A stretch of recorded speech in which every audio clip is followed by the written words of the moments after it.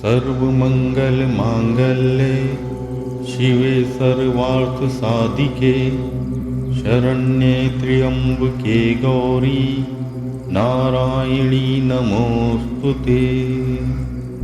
जय माता दी। द्वितीय अध्याय मार्कंडेय पुराण के सावर्णिक मनवंतर की कथा के अंतर्गत द्वितीय अध्याय में महर्षि मेधा, राजा सुरथ और समाधि नामक वैश्य को देवताओं के तेज से देवी मां का प्रादुर्भाव और महिषासुर की सेना का वध का प्रसंग सुनाते हैं। ओम। मध्यम चरित्र के भगवान विष्णु ऋषि, महालक्ष्मी मां देवता, कुशड़ी छंद, शाकंभरी मां शक्ति, दुर्गा मां बीज, वायु तत्व और यजुर्वेद स्वरूप है। श्री महालक्ष्मी मां की प्रसन्नता के लिए मध्यम चरित्र के पाठ में इसका विनियोग है। इस अध्याय का पाठ करते समय हमें इस प्रकार माता रानी का ध्यान करना चाहिए। मैं कमल के आसन पर बैठी हुई प्रसन्न मुख वाली महिषासुर मर्दनी भगवती महालक्ष्मी मां का भजन करता हूँ, जो अपने हाथों में अक्षमाला, हर्षा, गदा, बाण, वज्र, पद्म, धनुष, कुंडिका, दंड, शक्ति, खड्ग, ढाल, शंख, घंटा, मधुपात्र, शूल, पाश और चक्र धारण करती हैं। महर्षि मेधा कहते हैं, पूर्व काल में देवताओं और असुरों में पूरे 100 वर्षों तक भयंकर युद्ध हुआ। उसमें असुरों का स्वामी महिषासुर था और देवताओं के नायक इंद्र थे। उस युद्ध में देवताओं की सेना महाबली असुरों से परास्त हो गई। संपूर्ण देवताओं को जीतकर महिषासुर इंद्र बन बैठा। तब पराजित देवता प्रजापति ब्रह्मा जी को आगे करके उस स्थान पर गए जहां भगवान शंकर और भगवान विष्णु विराजमान थे। देवताओं ने महिषासुर के पराक्रम तथा अपनी पराजय का यथावत वृत्तांत उन दोनों देवेश्वरों से विस्तार पूर्वक कह सुनाया। वे बोले, भगवान, महिषासुर सूर्य, इंद्र, अग्नि, वायु, चंद्रमा, यम, वरुण तथा अन्य देवताओं के भी अधिकार छीनकर स्वयं ही सबका अधिष्ठाता बन बैठा है। उस दुरात्मा महिष ने समस्त देवताओं को स्वर्ग से निकाल दिया है। अब वे मनुष्यों की भांति पृथ्वी पर विचरते हैं। दैत्यों की ये सारी करतूत हमने आप लोगों से कह सुनाई। अब हम आपकी शरण में आए हैं, उसके वध का कोई उपाय सोचिए। इस प्रकार देवताओं के वचन सुनकर भगवान श्री हरि और भगवान शिव ने दैत्यों पर बड़ा क्रोध किया। उनकी भौहें तन गईं और मुख टेढ़ा हो गया। तब अत्यंत कोप में भरे हुए चक्रप्राणी भगवान श्री विष्णु के मुख से एक महान तेज प्रकट हुआ। इसी प्रकार भगवान ब्रह्मा, भगवान शंकर तथा इंद्र आदि अन्यान्य देवताओं के शरीर से भी बड़ा भारी तेज निकला। वह सब मिलकर एक हो गया। महान तेज का वह पुंज जाज्वल्यमान पर्वत सा जान पड़ा। देवताओं ने देखा, वहां उसकी ज्वालाएं संपूर्ण दिशाओं में व्याप्त हो रही थी। संपूर्ण देवताओं के शरीर से प्रकट हुए उस तेज की कहीं तुलना नहीं की। एकत्रित होने पर वह एक नारी के रूप में परिणित हो गया और अपने प्रकाश से तीनों लोकों में व्याप्त जान पड़ा। भगवान शंकर का जो तेज था, उससे उस देवी मां का मुख प्रकट हुआ। यमराज के तेज से उनके सिर के बाल निकल आए। श्री भगवान विष्णु के तेज से उनकी भुजाएं उत्पन्न हुई। चंद्रमा के तेज से दोनों स्तनों का और इंद्र के तेज से मध्य भाग का प्रादुर्भाव हुआ। वरुण के तेज से जंघा और पिंडली तथा पृथ्वी के तेज से नितंब भाग प्रकट हुआ। ब्रह्मा के तेज से दोनों चरण और सूर्य के तेज से उनकी अंगुलियां हुई। वसुओं के तेज से हाथों की उंगलियां और कुबेर के तेज से नासिका प्रकट हुई। उस देवी मां के दांत प्रजापति के तेज से और तीनों नेत्र अग्नि के तेज से प्रकट हुए। उनकी भौहें संध्या के और कान वायु के तेज से उत्पन्न हुए थे। इसी प्रकार अन्यान्य देवताओं के तेज से भी उस कल्याणमयी देवी मां का आविर्भाव हुआ। तदनंतर समस्त देवताओं के तेज पुंज से प्रकट हुई देवी मां को देखकर महिषासुर के सताए हुए देवता बहुत प्रसन्न हुए। पिनाकधारी भगवान शंकर ने अपने शूल से एक शूल निकालकर उन्हें दिया। फिर भगवान विष्णु ने भी अपने चक्र से चक्र उत्पन्न करके भगवती मां को अर्पण किया। वरुण ने भी शंख भेंट किया, अग्नि ने उन्हें शक्ति दी और वायु ने धनुष तथा बाण से भरे हुए 2 तरकश प्रदान किए। सहस्र नेत्रों वाले देवराज इंद्र ने अपने वज्र से वज्र उत्पन्न करके दिया और ऐरावत हाथी से उतार कर 1 घंटा भी प्रदान किया।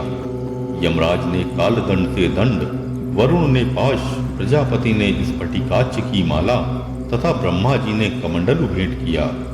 सूर्य ने देवी मां के समस्त रोमकूपों में अपनी किरणों का तेज भर दिया। काल ने उन्हें चमकती हुई ढाल और तलवार दी। क्षीर समुद्र ने उज्ज्वल हार तथा कभी जीर्ण न होने वाले 2 दिव्य वस्त्र भेंट किए।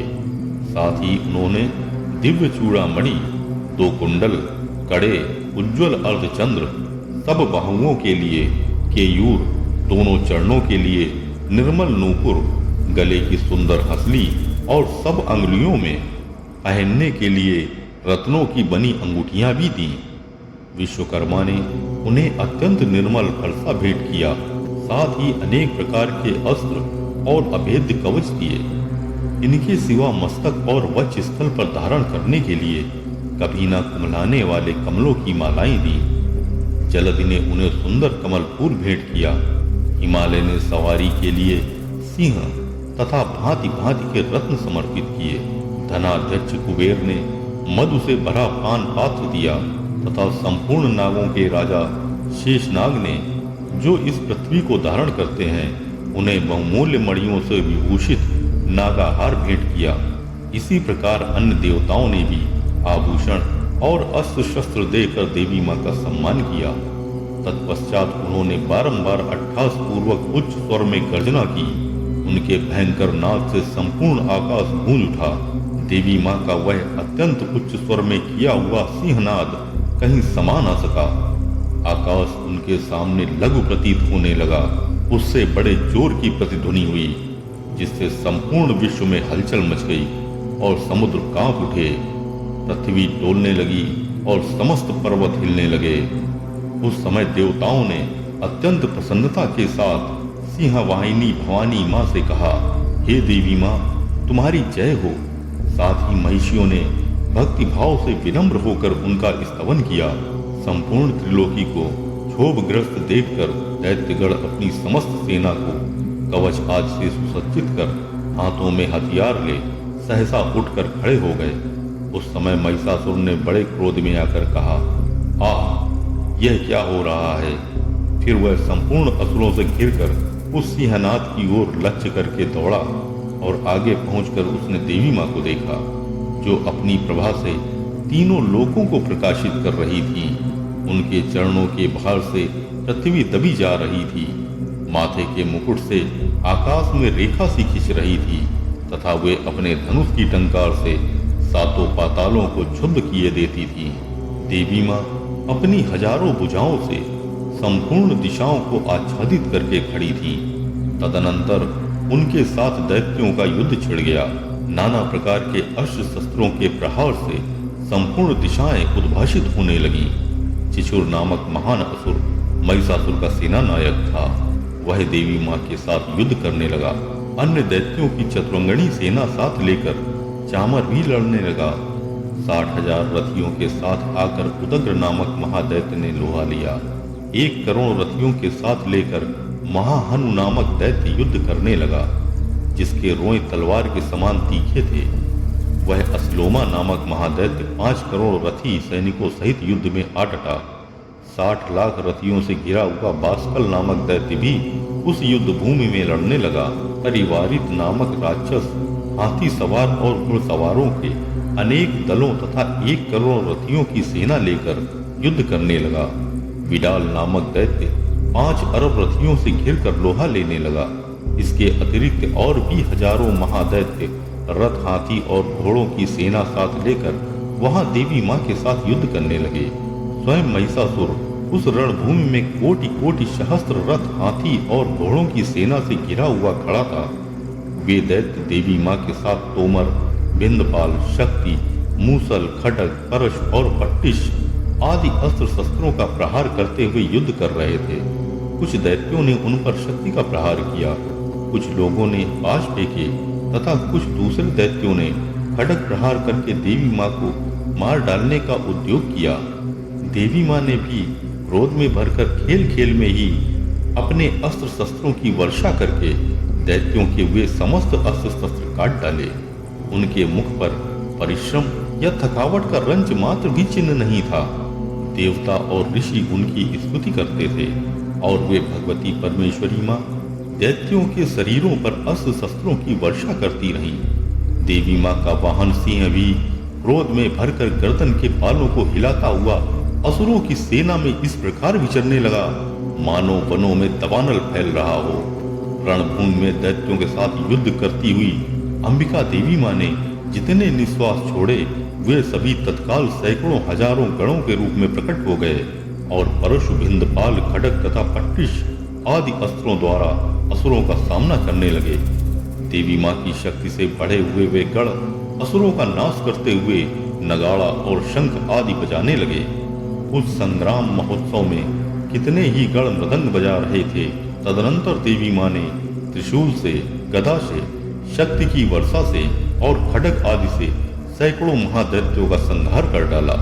कितनों को घंटे के भयंकर नाद से मूर्छित करके मार गिराया। बहुतेरे दैत्यों को पाश में बांधकर धरती पर घसीटा। कितने ही दैत्य उनकी तीखी तलवार की मार से दो दो टुकड़े हो गए। कितने ही गदा की चोट से घायल होकर धरती पर सो गए। कितने ही मूसल की मार से अत्यंत आहत होकर रक्त वमन करने लगे। कुछ दैत्य शूल से छाती फट जाने के कारण पृथ्वी पर ढेर हो गए। उस रणांगण में बाण समूहों की वृष्टि से कितने ही असुरों की कमर टूट गई। बाज की तरह झपटने वाले देव पीड़क दैत्यगण अपने प्राणों से हाथ धोने लगे। किन्हीं की बाहें छिन्न भिन्न हो गईं, कितनों की गर्दनें कट गईं। कितने ही दैत्यों के मस्तक कट कट कर गिरने लगे। कुछ लोगों के शरीर मध्य भाग से ही विदीर्ण हो गए। कितने ही महादैत्य जांघें कट जाने से पृथ्वी पर गिर पड़े। कितनों को ही देवी माँ ने एक बाह, एक पैर और एक नेत्र वाले करके दो टुकड़ों में चीर डाला। कितने ही दैत्य मस्तक कट जाने पर भी गिरकर फिर उठ जाते और केवल धड़ के रूप में अच्छे अच्छे हथियार हाथ में ले देवी माँ के साथ युद्ध करने लगते थे।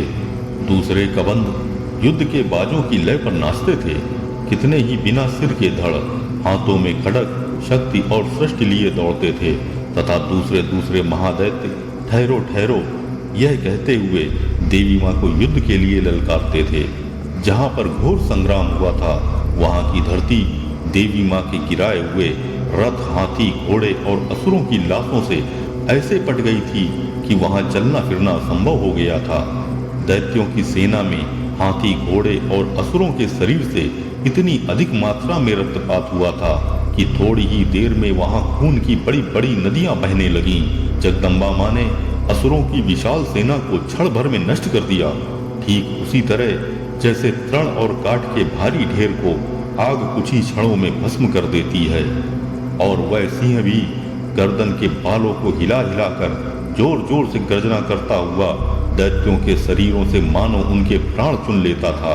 वहां देवी माँ के गणों ने भी उन महादैत्यों के साथ ऐसा युद्ध किया जिससे आकाश में खड़े हुए देवतागण उन पर बहुत संतुष्ट हुए और फूल बरसाने लगे। श्री मार्कंडेय पुराणे सावर्णिक मनवंतरे देवी महात्म्ये द्वितीय अध्याय।